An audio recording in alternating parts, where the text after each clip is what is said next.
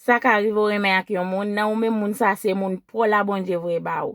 Et puis ou tellement remet moun ou pas grand rien qui ka fait moun ça saute dans la vie ou. Et puis gon série de moun qui sou quartier bolaka ou bien en dans famille ou qui ouais choix ça pas choix pas ou.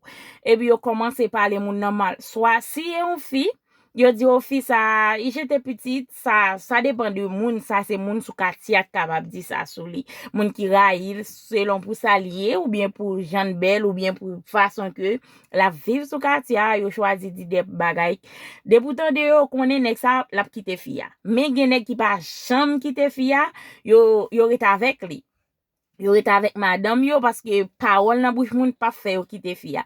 Mais parfois c'est parents en dans la caille k'ap di que nèg ça pas bon, nèg ça malheureux, nèg ça pas ka rien pour ou et nèg ça m'a comme mon pantalon ou bien un mouchoir pas ka acheter m'ba ou mari tête ou ko bra la nèg ça sou gos pou li et ba de bagay yo dou des fois gen parents kon relo yo fait moun dans caille pour yo parler avec ou de moun nan pour yo fò ouais moun ça pas bon, moun ça pas ka rentrer dans race yo. Enfin, gen moun qui pas respecter choix moun. Moi même respecter choix tout moun. Respecter choix tout moun, gen moun qui pas respecter choix moun. Si tu respecter choix moun, et pas kon so t'a parler. Gen des moun tout sou quartier la ka yo qui kon parler des familles ou yo di que famille ça pas bon. Famille ça m'ba ouais pour qui ça intervient entrer là-dedans parce que famille ça pas ka faire mariage, moun ça ou trop malheureux sou quartier, moun ça ou malheureux en pile, yo pas ka faire rien.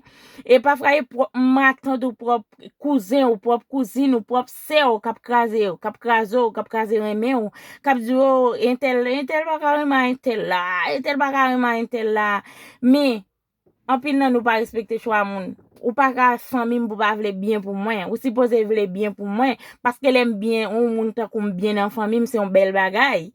Et soutenir mes vidéos ban mon like, quitter un commentaire, m'te zoom ba faire vidéo qui trop long et puis partager avec famille ou ak amis ou pas frère gen nan nou k'ap sou moi gen bagay ça ou kon rive nous. Moi pense que c'est là moi qui to enjoy.